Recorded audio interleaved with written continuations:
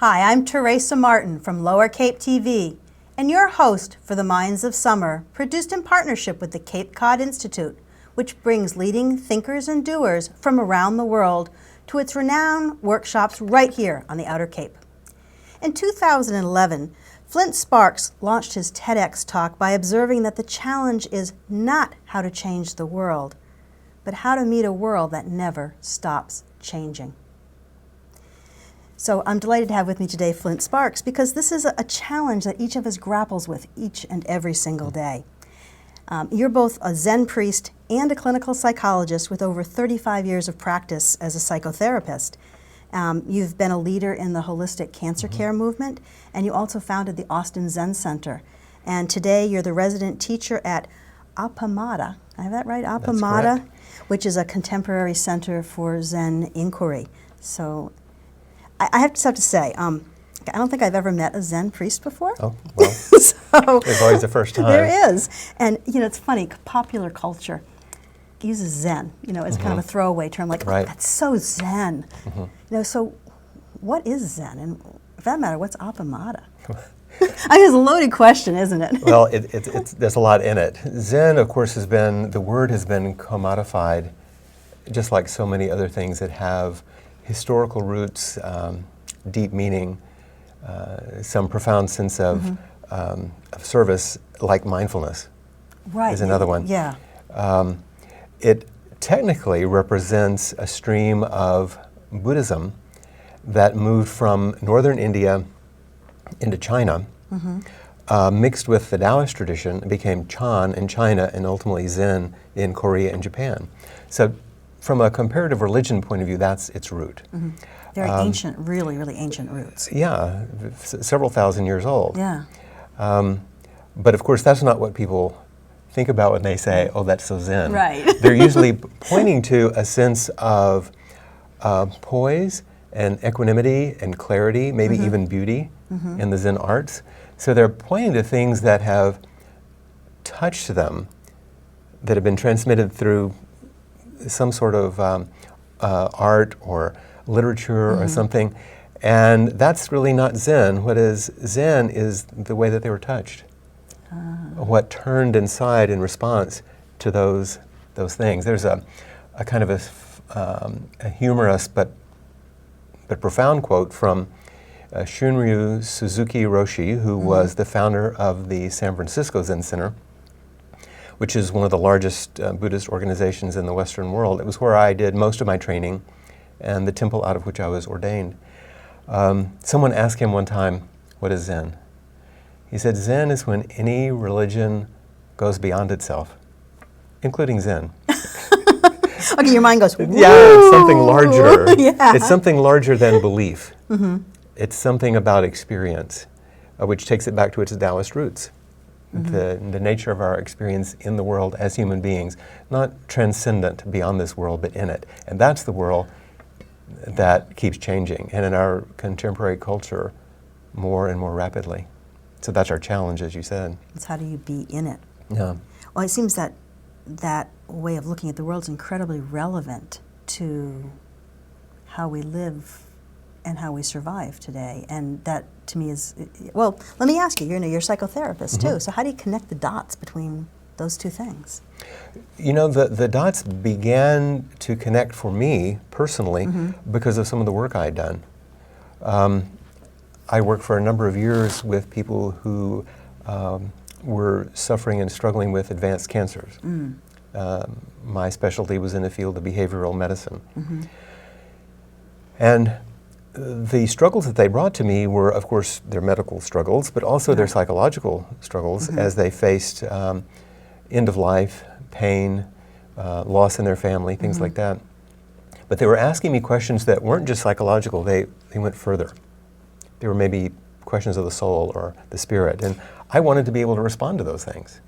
Well, it seems when you're facing an issue like cancer, either in yourself or in your family, it's hard to not ask those questions. That's right. They come naturally, and what the patients and their family members taught me was that there was a need to address those questions that weren't explicitly religious always, but were very personal. and very intimate. And so I began to search about ways I could learn to respond better. Right. And since I had been trained psychologically in medical hypnosis and biofeedback and visualization, things like that, I wanted to understand spiritual approaches that had to do with the use of the mind for healing. Right. And so I looked to Eastern traditions, and I was very naive.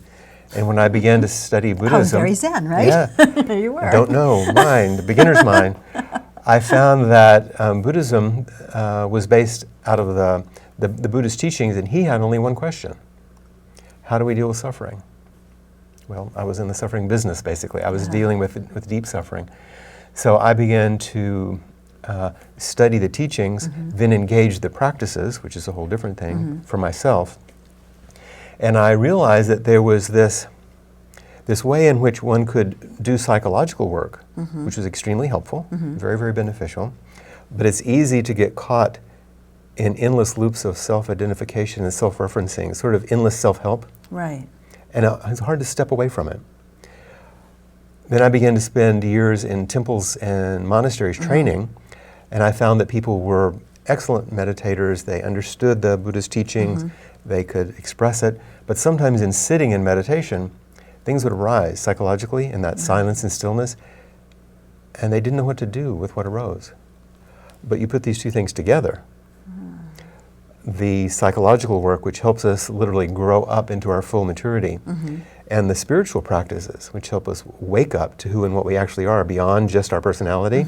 And those two things together provided a rich and nuanced and very durable kind of a practice base for what I was experiencing personally and what I was teaching and meeting and the people I was working with. Well, I know that's one of the phrases you use is grow up and wake up. Yeah, and that they go together. I use that double helix model because it indicates they're two parts of one thing. And the bridges that hold those two streams together are practices. For example, the contemporary expression of mindfulness practices, which come from ancient traditions, but are used quite a bit now. And that's one of the bridges. Mindful practices assist us in understanding how spirituality affects our psychological growth, and how working with psychological difficulties and letting them soften opens us to our sort of larger spiritual nature. They help each other. Well, this is very interesting we're talking about this because we live in a society where talking about spirituality or religion is almost taboo. Either you're a wacky or you're, have some other hidden agenda that you're using religion for, and it becomes very polarizing. Is this stuff, how is this important to us, and why do you think we're in this place where, if we talk about spirituality, you kind of get the look? Well, there's a couple of ways to think about it. One is as you look around the world, you see how much pain and suffering is actually caused by religion. Yeah. And that's a very large topic, which is beyond what we're talking about today. But one piece of that has to do with the danger of rigid belief. And what Zen or Buddhism does is offer us a way to begin to open. Suzuki said, in the mind of the beginner, there are many possibilities. In the mind of the expert, there are few.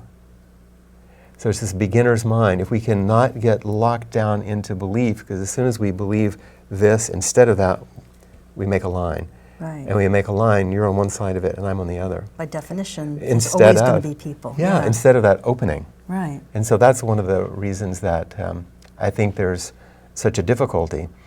Then if someone doesn't believe what I believe, or if I believe something different than you, if we're caught in belief, and it seems it's salvic somehow, it's going to save us in some way by believing this, then if you challenge it, then I can become fearful. Right. And if I become fearful, I can become not so pleasant. It doesn't often look like contraction. Sometimes it looks like aggression. So this is how fear gets turned into aggression, because we get challenged in a way we're not quite sure how to respond. And the teachings that I'm offering, I hope, allow us to have a possibility of opening through non-solidification into a belief rather than contracting around the belief, actually opening to possibilities. So that seems that ties back very much to your growing up kind of comment, because part of growing up and part of the psychological side is, at least how I've always understood it, is to not react to what you might feel or see around a belief that might or might not be true. So you get angry about the candy going away instead of understanding, oh yeah, the candy's all gone now. That's right. Accepting things as they are. Yeah. But it has a lot to do with what you might call ordinarily, doesn't sound very spiritual, the process of maturity. In our less mature ways of personal development, we end up being self-centered. Yeah. And more mature people, as you know, are quite generous. And so that difference makes a big difference. The capacity to experience gratitude for your life instead of complaining because it's not like you want it. Right. A generosity instead of what can I get. And a sense of humility instead of egotistic kind of entitlement. All of those things shift one's perspective on the world tremendously, so that you can meet it with great tenderness and intimacy and care, rather than, what are you going to do for me and what's wrong with this world because it doesn't fit my expectations. My expectations. That's a big. But our whole culture is based on that, really. Yeah. And so this is a countercultural approach, really, in a lot of ways. Both the idea of how to step beyond just being an adult, but step into this larger space of generosity and gratitude, and how to do that in a way that doesn't require the solidification into a belief which sets me in opposition to others. And that sounds open very our hearts. difficult, though. I mean, it's very easy for people to hear an argument and come to line up behind that argument. That's why it's popular. It's easier. Yeah. It's what I'm talking about is not quite so popular because it's harder. Yeah. It's what we're designed for, actually. And it's what we're called to. It's just not always available in a way or with a direction or a teacher that can help you see what's possible. And that's what I hope we can have a bit more of, and why I teach in the way I do. You know, I'm traditionally trained and was ordained in a very traditional school of Zen, but I offer it this way. Right. I have a little hair, not long, and but not with robes and much ritual. Yeah. Those things are powerful in their own way and can be deepening, especially as a training.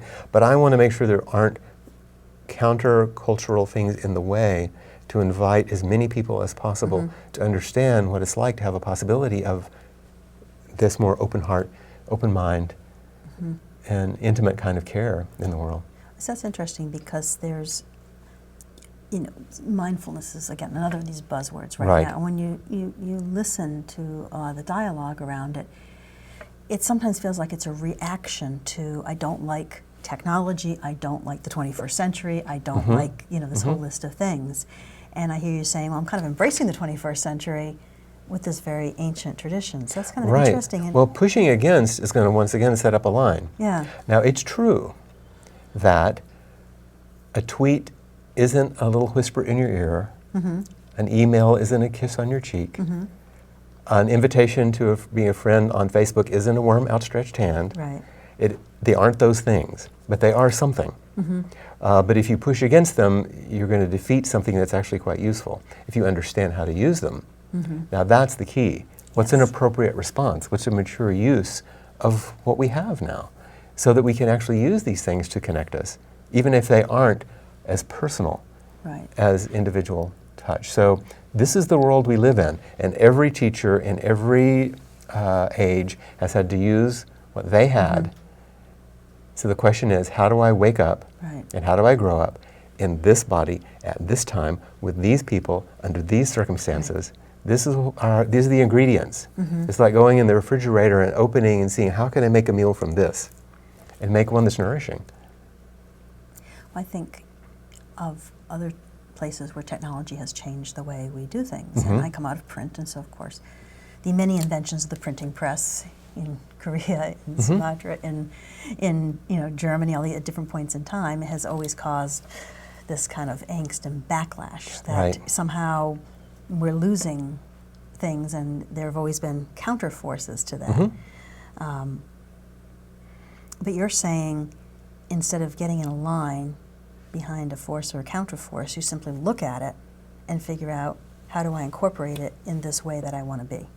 And one of the founders of the school that I trained in the 13th century said, in response to a question, what is the mind of enlightenment? He said, intimacy with all things. How do we meet each thing as it is? Right. A few centuries later, another Zen master was asked the same question, and he said, the mind of awakening is an appropriate response. So we have these two things. How can I meet life as it is and then respond appropriately? I'm going to be lined up in an accord with life, not fighting it. And this is the life we meet now. So this is the life it's important for me to know what to do with. Right. This is where practice is on the ground, right here, now. Instead of trying to make it something it isn't. Right, and mindfulness, as you Right. said, is a tool that is extremely ancient in a lot of contemplative traditions. It's taken from, I think, in Buddhism specifically these days, because it's expressed in a way that's quite useful. The problem is that extracted from the larger teachings and the larger context in which those teachings would take place, it is a useful tool, but it becomes quite limited. Then it's as if we're only teaching people to relax. That's helpful. Right. Be more focused and concentrated. That's really useful. There are many things it's useful for. That's not the problem.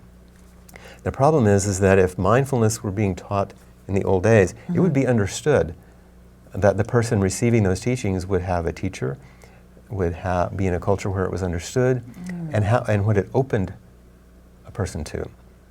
So it's not that the techniques are a problem, they're wonderful Right. and quite useful, and there's more to them.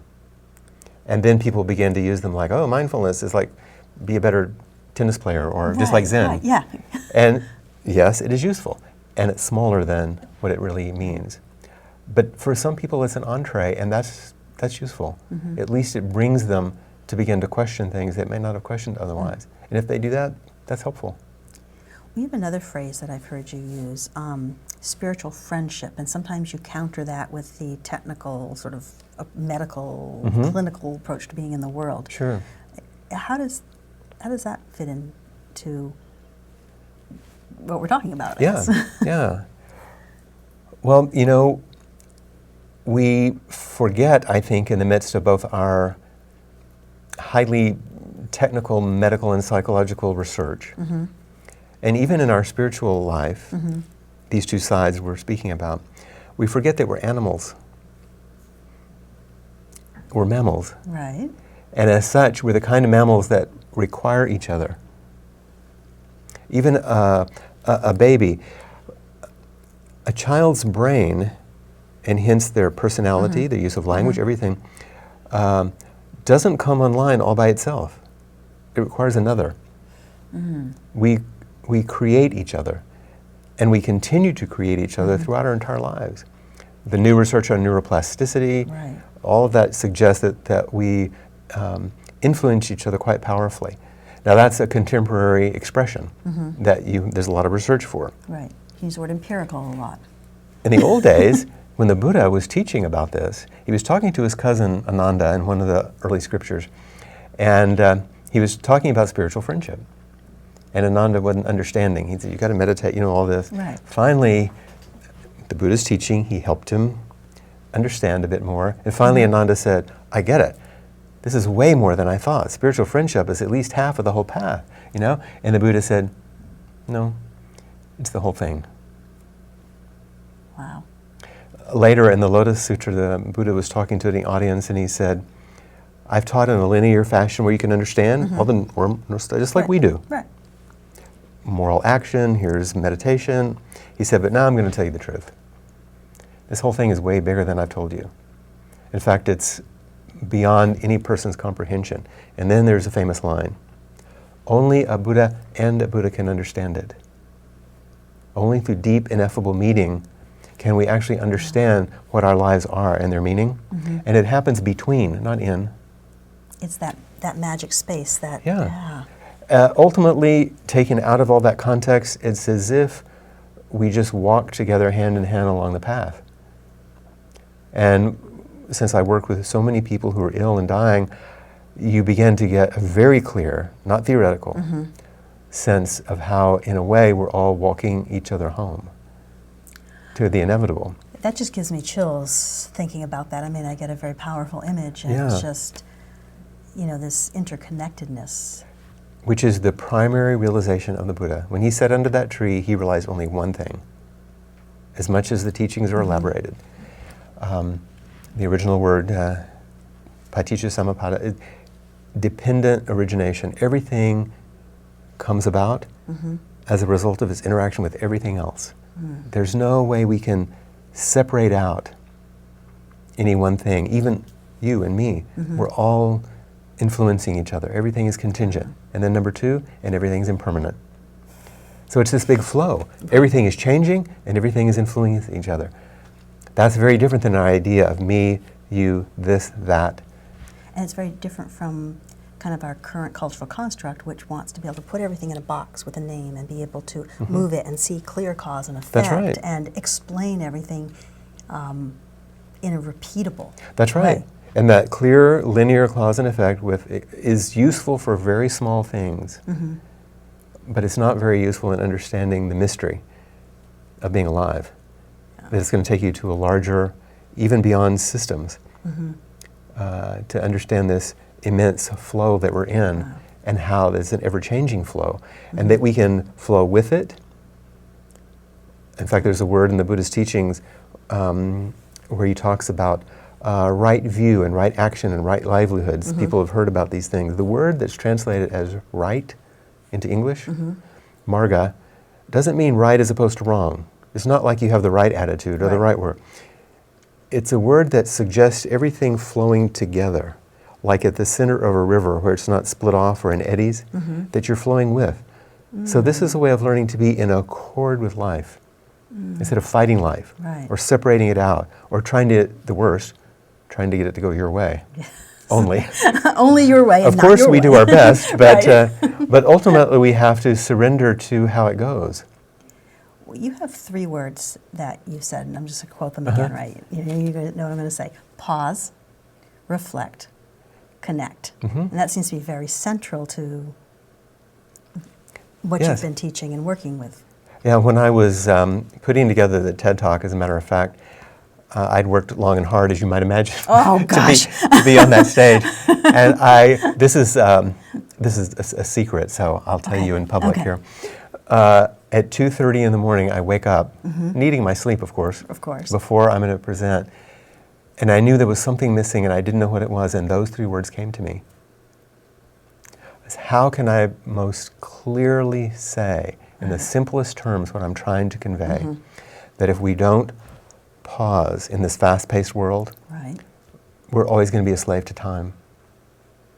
And if we don't learn to reflect, we're always going to be at the reaction of everything around us. And if we don't connect, we're always going to feel alone and fearful. No spiritual friends. Yes. So if we can pause, reflect, and connect, that's actually enough for a lifetime of practice, really, as it opens up. And yet it seems, 3 simple words, but the depth of that, when you stop and reflect on it, is immense. If you stay with them, and stay with them as questions instead of imperatives, what does it mean to pause? What does it mean to reflect? What does it mean to... In fact, here at the Cape Cod Summer Institute, the first day, the first thing I spoke about as we did our first meditation practice, I said, here is my instruction, and it's a question. As you close your eyes and settle in mindfulness, how simple are you willing to let this be? It's so easy to make things complicated, but the elegance of trying to help things be simple enough and then let it open from there. I asked my teacher once a question that was about these very things that you're asking right now, and he said, wow, that is such a good question, it would be a shame to answer it. So I guess I can't ask you to answer it, because I'm like, I want the answers, come on. Well, because all he was saying was, if you have a good question, which is way more important than answers, then it just keeps opening. It's durable, it lasts, it continues to feed you and nourish you. But if you try to put it to rest, boom, done, then Right. it's over. And that's what we want to do. I mean, we live in a... If we don't want to be afraid. You see, almost everything that you're speaking about contemporary culture is because we're terrified of facing the way life really is. Mm-hmm. And that's one of the reasons we need each other. If I'm going to face this difficulty, I use the metaphor sometimes, I want to really look into the Grand Canyon because it's magnificent. I mean, it's the great wonder of the world. And I want to go up to the rim of that canyon and look over. But what I want to do, the only way I can do that is I want you to hold on to me really tightly so I can look over. Otherwise, I'm too scared. Well, it's like that in spiritual life. Is I need someone who will hang on to me as I look in places that we're afraid to look. But we inevitably have to. And if you do it right at the end of your life, it doesn't go well. And the people that I worked with who were at the end of their life, and as I watched them drop their body, they would often say towards the end of their life, and this is not news, you see this everywhere, Right. They really were only concerned with one thing at the end. Did I love well or was I loved? People really do come around to that. Really, that's all that's left over, because your body is going, your mind is going, everything you've created in the world is leaving. That's really what people are left with. So when people ask me now, you've been a therapist, you're a Zen teacher, what do you really do? And I say, I think my job is to remove barriers to love, because in the end, that's all that matters. Wow. And that's what I think this work is about. Removing those barriers.